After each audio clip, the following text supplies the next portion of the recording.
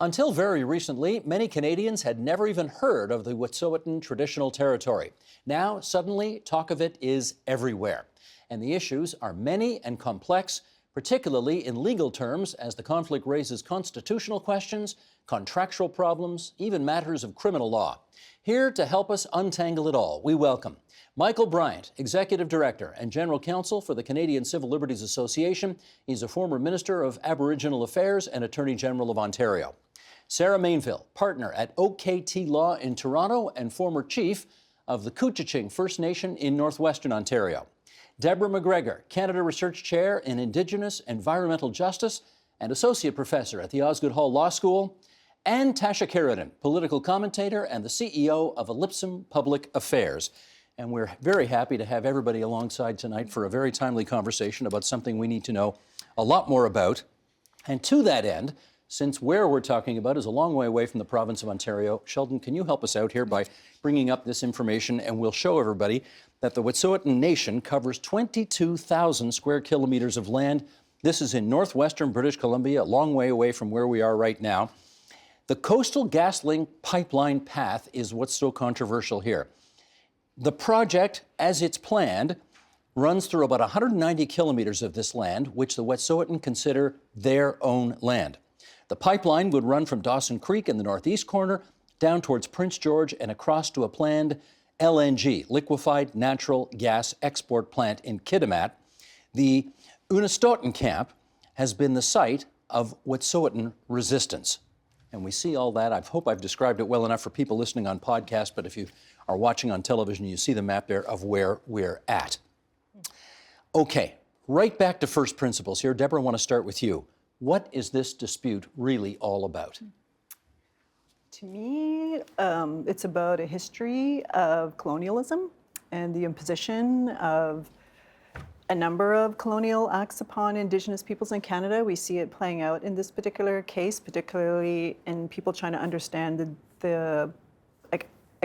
I'm reluctant to call it division, but I guess a division between the elected leadership under the Indian Act system versus the hereditary system of the Wet'suwet'en people. And other Indigenous peoples, of course, have their hereditary systems also intact in Canada. So to me, it's got a long historical background, none of which is top secret. A lot of it in the Royal Commission on Aboriginal People, Truth and Reconciliation Commission, Murdered Missing Indigenous Women, Ipperwash Inquiry. So a lot of this is already kind of understood in a lot of circles, but maybe not emerging that way in trying to understand like the deep-seated roots of this particular conflict. I want to get everybody on this because I suspect there are very different interpretations about what this story is truly at its root all about. Sarah, do you want to pick up the story from there? For you, what's this about? Well, I mean, we know that Section 35 is more than 35 years old now, and this is of the Constitution Act. Rights. So this is the recognition and affirmation of Aboriginal treaty rights, and unfortunately, it hasn't done the hard work that it's been promised to do for First Nations and Inuit and Métis, and we are now seeing the impatience related to that, and I think that's fundamentally what's happening in Tyendinaga and the other protests that are coming in support of the Wet'suwet'en. And I think that we've been just too comfortable thinking that there's patience here. I think that there's an impatience that we really, the nation has to be mindful of going into the future. And if, like Oka, nothing happens to actually sort out the admittedly complicated situation, there will be less and less patience. Michael Bryant, a little over a decade ago, this was all your responsibility once upon a time. Right. How do you see this story? It's about relationships now as it was then. When this happened in Caledonia, a version of this happened near Six Nations, Professor Douglas Anderson from University of Toronto was working with me, and any ideas I have that are good are his, and he and this is like a reverse of Caledonia. So in that, in Six Nations, the actual fight was over land between the federal government and the First Nation, and in this case, it's between the provincial crown and the First Nation. In Caledonia, McGuinty wore it because the OPP were involved. In this case, the RCMP are involved, even though they're actually acting as provincial police, but the Prime Minister is wearing it. But it ends up, but it's still about relationships and failed relationships. So this is about reconciliation, failures, and obviously a complete breakdown of relationships, like within the First Nations. And it's right. I understand why you're reluctant to say a division, because in fact that assumes like a duality to it. I mean, there are. Yeah, it is complicated. And, you know, the hereditary chiefs in the Delgamuukw case, they were the party, and they were recognized as the party. And so to suggest that they're not legitimate is wrong. To suggest that the Band Council is not legitimate is wrong. To suggest that this is just a federal or provincial problem is wrong too. I mean, so really the biggest problem, I think, is that we don't have a place to take these. We don't have a place to take. Okay, hold this off on breakdown that. of We'll come back to that. relationships. Okay. You were the Attorney General? You used to work in the Attorney General's office. How many years ago? 20 plus years ago? It was, yes. It was post Ipperwash, but Ipperwash had happened, and the Attorney General's office was dealing with it in Ontario. So late Charles 1990s. Harnick was the Attorney General. Yeah, that's Okay, correct. all right. Where do you come at this story from? Well, to surprise you, I don't think we have that different a perspective on what fundamentally is at stake here. And I totally agree. It is a governance issue, it is a relationship issue, a governance issue in the sense of a larger picture too of how private companies, not just the Crown, deal with First Nations and Indigenous peoples, because Coastal Gas will say, look, we got the approval of 20 band councils, elected councils. We did consult, and the hereditary chiefs have a different perspective and say, no, we were not consulted. We also have to give our stamp of approval. So it is at root a governance issue, and to decide not only who represents interests of First Nations and Indigenous peoples, but the Crown also settling these long-standing disputes because Delgamuukw did not establish title. One of the failures of that decision, or I guess maybe it was not within the purview of that decision, was to say, look, you can admit oral evidence, you can seek formal title through negotiation with government or through a subsequent court case. That didn't happen, and as a result, there is no, and you might disagree, but to recognize in law and say, look, this is a specific titled, because there's no treaties in BC, or very few, that is one of the issues that is at stake here that Coastal Gas could invoke and say, look, you don't have title. We don't have to talk to you. I think the bigger picture, though, just to add one element here, is that it's also a question of where we take things going forward, because resource development is something that some parts of Indigenous society reject, others embrace. And that is the division I know you don't want to necessarily focus on. But even that's nuanced. It is nuanced, I agree. But We'll come back to it. It has come out, Yeah. and that is something I think that's a big part of this conversation going forward, too. I saw you wanted to pick up on one aspect of that as well. Well, I think that people have been mischaracterizing Delgamuukw for We should just sometimes- explain, because Yeah, not yeah. everybody watching us is a Right, constitutional right. lawyer. This is what, 22, 23 years ago? The Supreme Court of Canada's case is Yeah. 1997. 97, The trial right. decision is 1991. Yep. And then there's a great BC Court of Appeal analysis that happens in 95, I believe. So the interesting thing is the BC Court of Appeal, learned judges that were dealing with all the Section 35 issues at first instance, two of the judges actually wanted to make findings of fact that there was in fact Aboriginal title and there wasn't in fact a right to self-government. My advice, if I was ever asked, and I know that Minister Bennett has once called me and asked me for advice, would be start from there.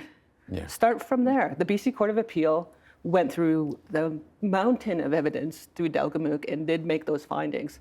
So why don't we start there? Can you help us with this, though? There are clearly people who are,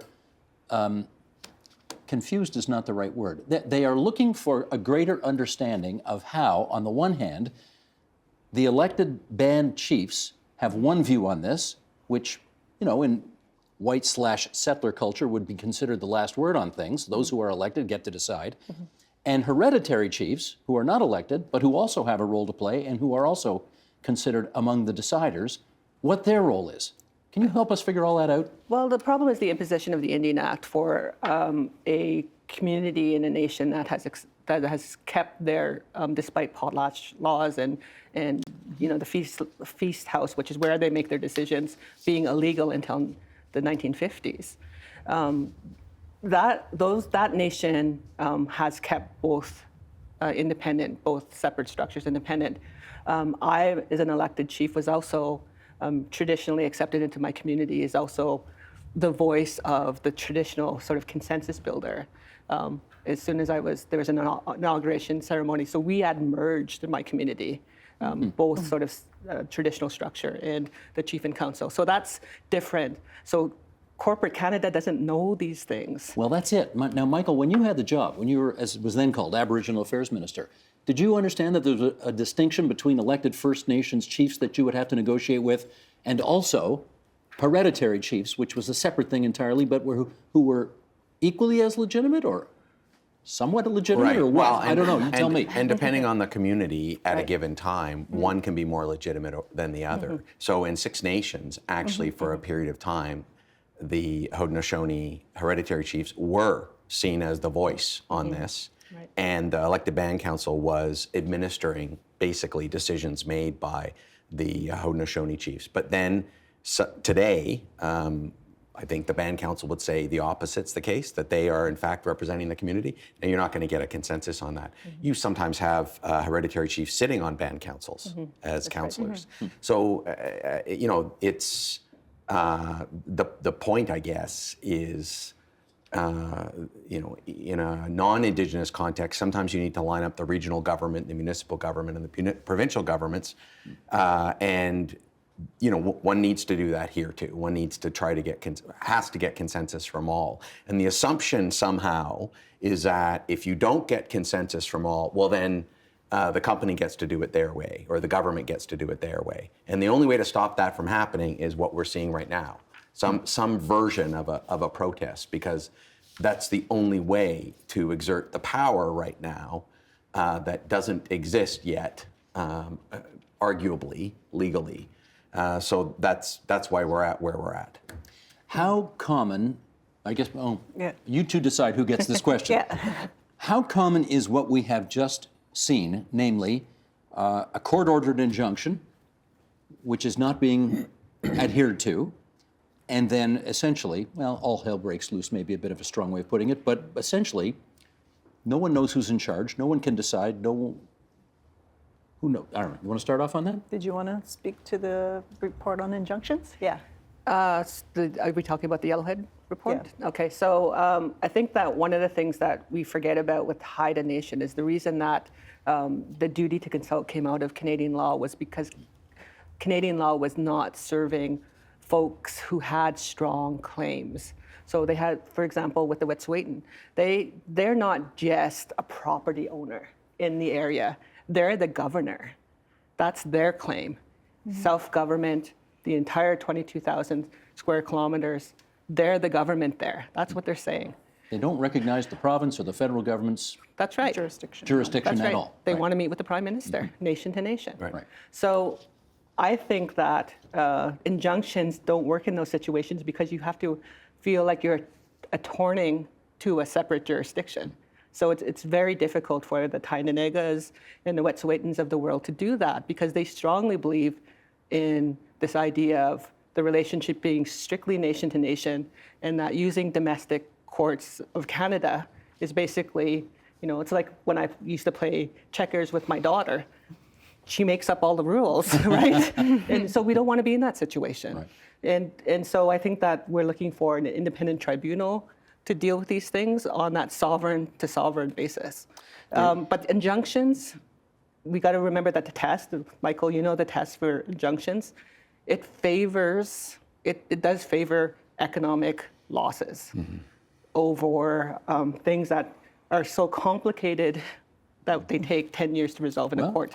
Deborah, in your view, what role did scenes like that play in the subsequent, and I'm going to use language carefully here, because some people have called them protesters and some people have called them land protectors. However you want to characterize it, how much of that stemmed from that? When I see something like that, it's really emotional to see that. The Wet'suwet'en are upholding their own laws, and that's what she's doing. And those laws have been there for thousands of years. Like, they literally come from the land and the spirit of the land itself, including the non-human worlds, and that obligation is so strong that it doesn't even really matter what anybody else is doing. They have to do that. They have to, because it isn't even just protecting the land, because the land is yourself. It's sort of upholding who you are as a people, expression of your identity and obligations to future generations and to the land itself. So it's like there's actually, it's probably too strong of a word to use, like in their own laws and language, they have a way of expressing this. It's like you don't have a choice. It's an obligation that you have to act on that. So that's, when I see that, that's what I see. She has that song, because that's partly how law is expressed, and she's enacting that in that scenario. Can I get you to speak to the other view in this country, which is a court made a decision. It is in Canadian law a legitimate decision that can be enforced by local law enforcement. End of story. Yeah, it's not as black and white as that, but I will speak to that because I think it is painful to watch, because I believe the sincerity, obviously, of this elder, of this woman who believes that she is defending land. To analogize, though, it's similar to other situations we've seen in Canada as well. I will say, for example, there are people of strong religious faith, Jewish courts, there are independent Jewish courts. Some people who are Muslim believe that law comes from God. Sharia will command them to do certain things. There are people who believe that there's a higher law than the law of any country or any land, and it's divine, or it's from the land, or whatnot. We also have seen in Quebec, for example, the Québécois talk very frankly about the conquest of the English to the Quebecers. Even today, there's a dispute sometimes when the Quebec Charter of Rights versus the Canadian Charter of Rights. You will find people in Quebec who don't accept the existence of Canada. They say, well, it's, we will continue to fight that within the sovereignist movement. And that has been taken to political extremes, you will say, of the referenda. We've had 2 referenda in Quebec.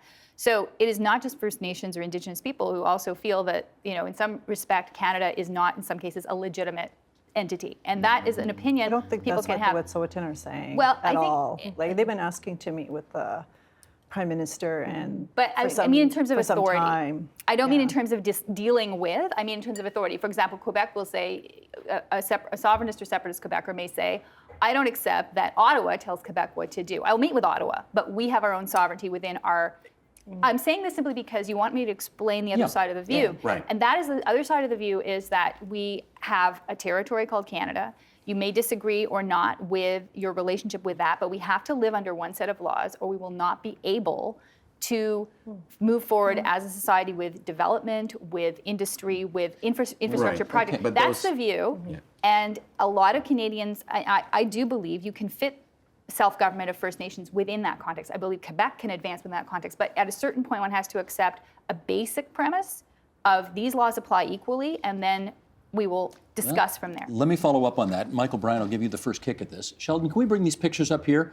Because we've talked about Tyendinaga, a couple of references already. So this is the rail blockade near Belleville, Ontario, and there are demonstrations in Ottawa and in Toronto, and these are sympathy protests, frankly, all over the country. Sympathy for the /protesters /land protectors. Rail lines have been blocked. We know that Via Rail employees, I think 1,000 have been laid off. There is a tremendous amount of economic dislocation as a result of these. Are these demonstrations /land protection efforts /protests, I want to make sure I've got all my bases covered here, are they legal? Of course. This is a constitutional expression of our free speech, of our free assembly. It doesn't mean that it can take place 365 days a year. No. Are there possibilities in the future for rotating protests or strikes or blockades or protection of land? Possibly. But is this something within the capacity of individuals, whether Indigenous or not? 100%. And the even if injunctions have been put forward by courts. Right. Okay. So let's separate 2 different issues. Okay. One is involving Indigenous people, where treaties were signed, agreements were made, our Constitution actually.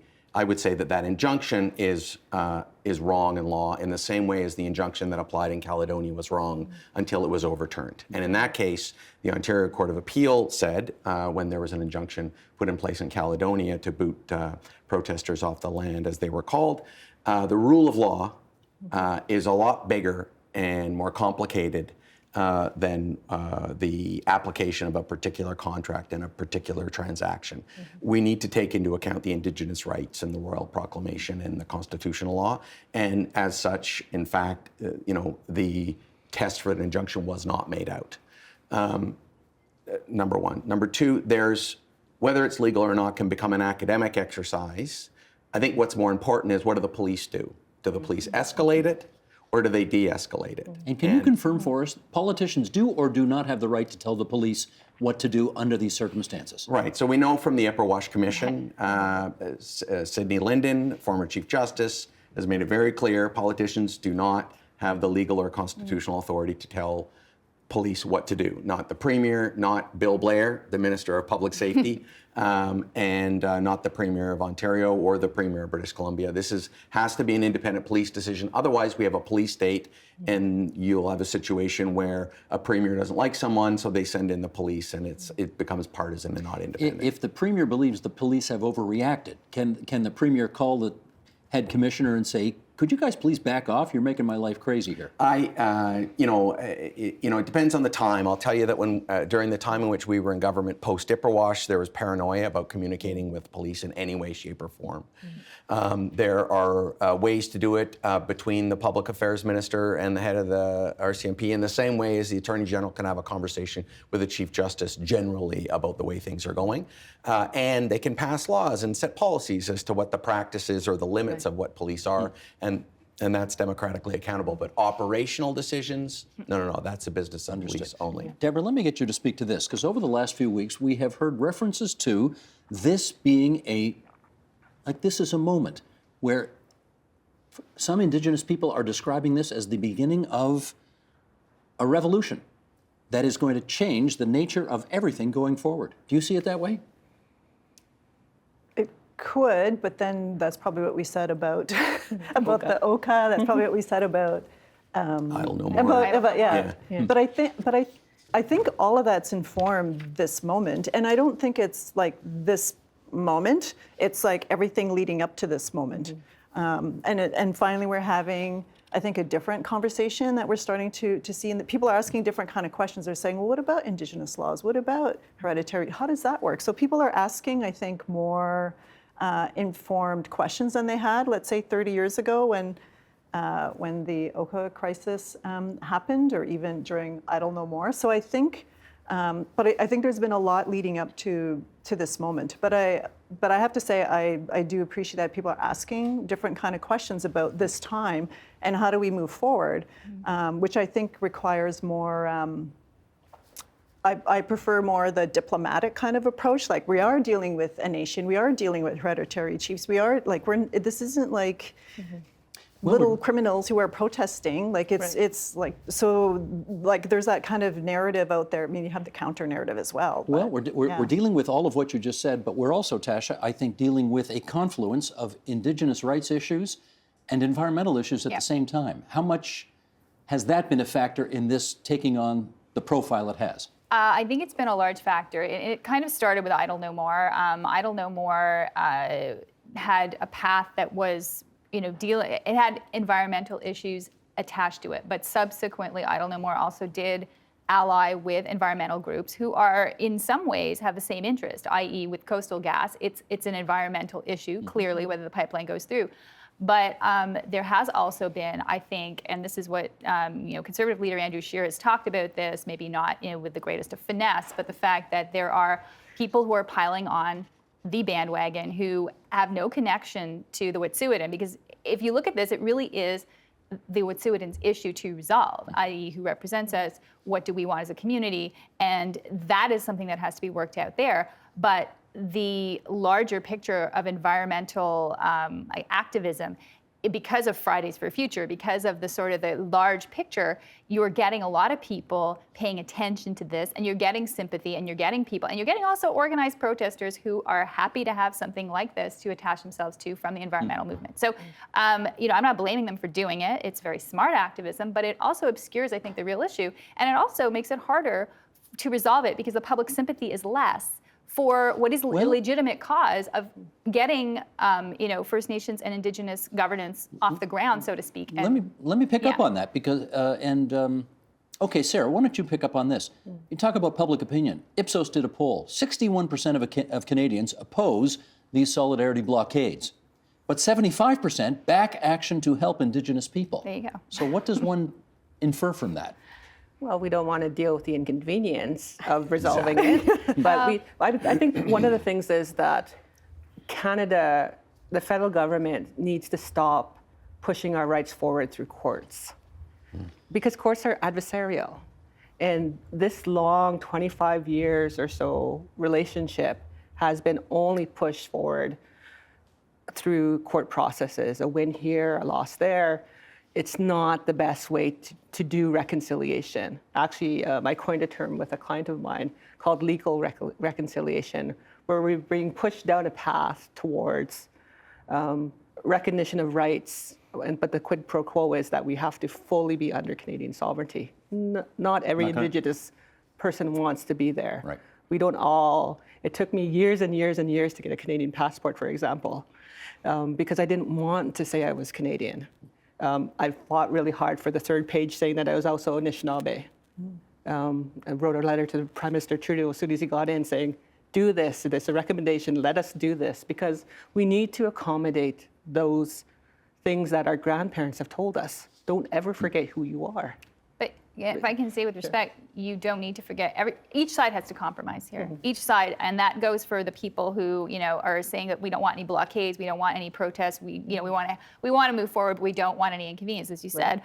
I think, and this is the issue. I think that the Canadian government's dragged its feet on. I agree. It has let things go through the courts because there's an unwillingness politically too to give up anything to First Nations, because then voters who are not will say, hey, we don't agree with this. So that has been dragged out. But at the same time, if we are not on one common page, the difficulty will be that you also can't move forward. So again, the willingness to compromise is be on both sides. And I think there hopefully this, if anything good comes out of this moment, as this is a moment, I do think it is a moment, it is that there will be some progress as opposed to past moments that didn't result in that. Well, we know that the Prime Minister has said that he wants to tread very lightly here to ensure that things don't explode. He's prepared, I think he said he's prepared to compromise. He's prepared to meet as long as he has to in order to figure out the way out of this.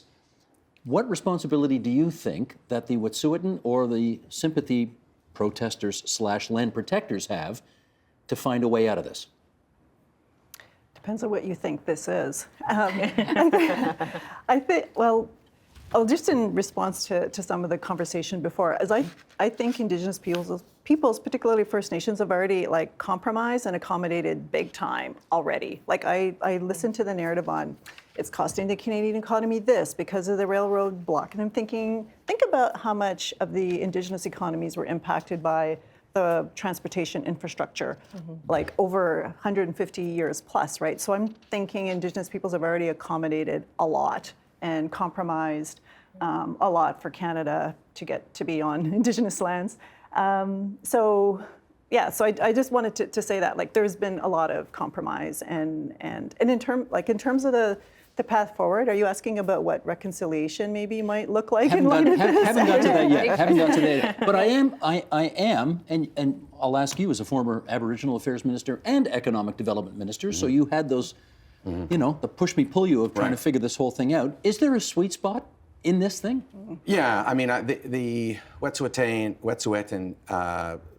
approach is a particular approach, well established, hundreds of years old. And I would imagine that hereditary chiefs are going to be demonstrating or calling for a demonstration or an enactment of that, where potentially clans are brought together, chiefs are brought together, and it's a forum in which, in theory, the Canadian and provincial governments are invited to it. But I think it's fair to say that there's still more conversation to be had. But here's what I'm not getting. If one side says, I need to have that pipeline, right, and if the other side says, there are no circumstances under which we will allow that pipeline, right, where's the sweet spot? Well, number one, move the pipeline, okay? If this was going through downtown Kamloops and Kamloops didn't want it, they'd move the pipeline. It's always the First Nations territory that ends up being the, and to make it worse, to give you the Kamloops example, they wouldn't put it through a cemetery. In this case, we're talking often about pipelines that are going through traditional graveyards. So move the pipeline is one option. Another one is to actually engage with Haudenosaunee on the subject in a meaningful way. That was done with the Band Council. I appreciate it, but they're not done. There are some other voices clearly that need to be addressed. So it's like that the sweet spot is to be found in the relationship. And right now, like the federal government literally does not know where to go. Right? Like the minister is, I'm going to go to Smithers, no, I'm going to go to Victoria. Where are you? Now, it's true that both sides need to engage on that, 100%. But this doesn't necessarily proceed at the pace in which the government maybe would like it to proceed, and that's their fault, not the Indigenous people. There's also a responsibility of the media as well, because I think one of the things that's happening right now is that they're looking for voices of dissent in the community.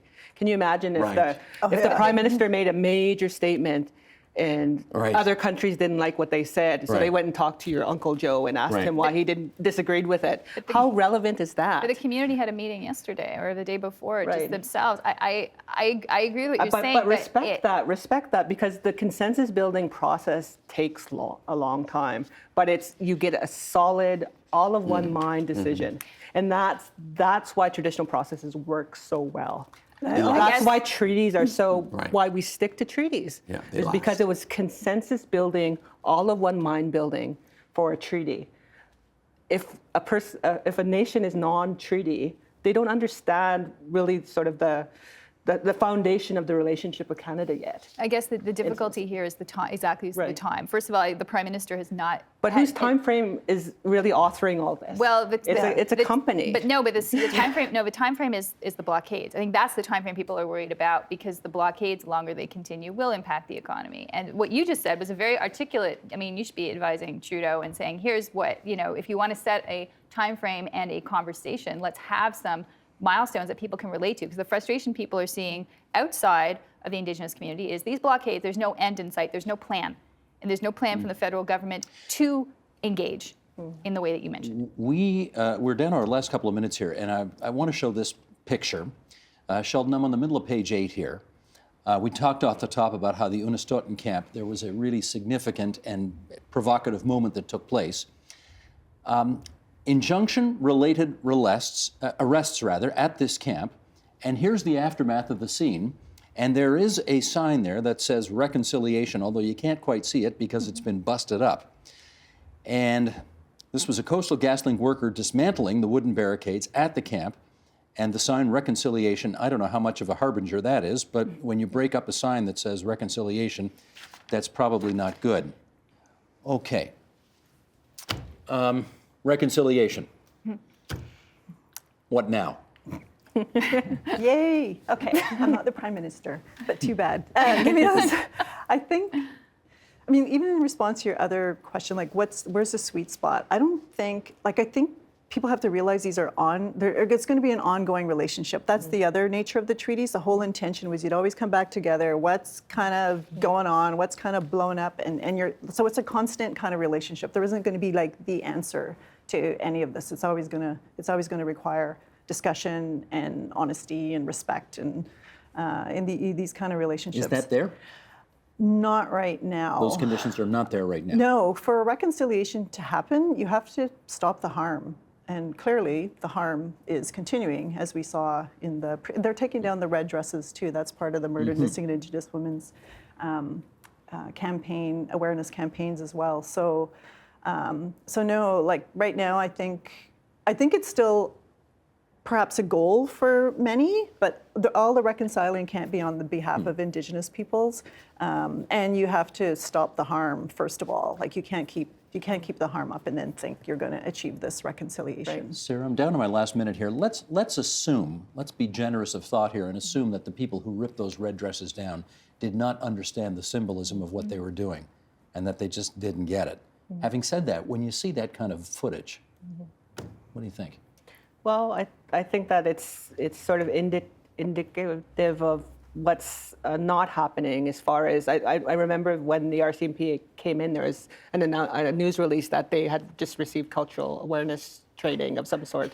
And in fact, that's what the protectors were saying. Where is that? You're not illustrating that you've gone through that. There is such a big dialogue that has to happen, not just between governments, but just between the populations. The idea of Canada is that we would have peaceful relationships, and that's You're still in waiting. treaties, and we're waiting, and Yeah. unfortunately, very impatiently at this point in time. Mr. Director, can I just get a wide shot here, please, so I can thank Tasha Courtordered and Sarah Mainville and Deborah McGregor and Michael Bryant for coming into TVO tonight and helping us out with this. Thanks so much, everybody. Pleasure. You're welcome. Thank you. The Agenda with Steve Paikin is brought to you by the Chartered Professional Accountants of Ontario. CPA Ontario is a regulator, an educator, a thought leader, and an advocate. We protect the public. We advance our profession.